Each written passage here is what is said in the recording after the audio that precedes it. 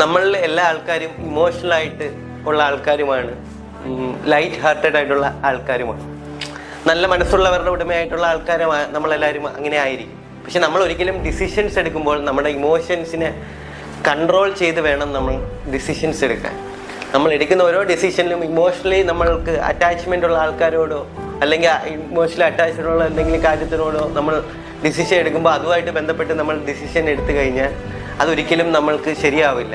എപ്പോഴും നമ്മൾ ഡിസിഷൻ എടുക്കുമ്പോൾ അതിൻ്റെ റൈറ്റസ് വേയിൽ ഇമോഷൻസ് മാറ്റി വെച്ച് മാത്രമേ നമ്മുടെ ജീവിതത്തിലും അല്ലാതെയും എല്ലാ ഡിസിഷൻസും എടുക്കാവൂ.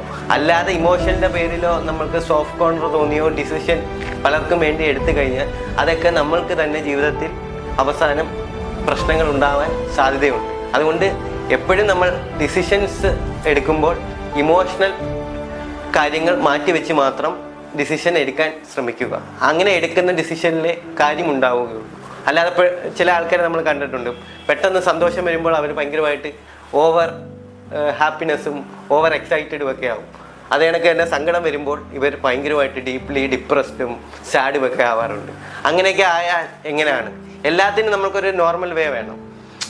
എന്ത് ഹാപ്പിനെസ് ആയാലും എന്ത് സാഡ്നെസ് ആയാലും ഇതിനുള്ള ഒരു ടൈം പീരീഡ് ഉണ്ട്. കുറച്ച് നേരത്തേക്കാണ് എല്ലാ കാര്യങ്ങളും ഉള്ളത്.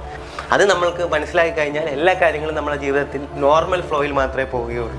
ഇങ്ങനെയുള്ളൊരു മനസ്സും നമ്മൾ ജീവിതത്തിൽ അറ്റൈൻ ചെയ്തെടുക്കണം. എന്നാൽ മാത്രമേ നമ്മൾക്ക് വേണ്ടത് കറക്റ്റായിട്ട് ചെയ്യാൻ പറ്റുകയുള്ളൂ. അല്ലെങ്കിൽ നമ്മൾ എടുക്കുന്ന ഡിസിഷൻസിലെല്ലാം തെറ്റുകൾ വരാനുള്ള സാധ്യത വളരെ കൂടുതലാണ്.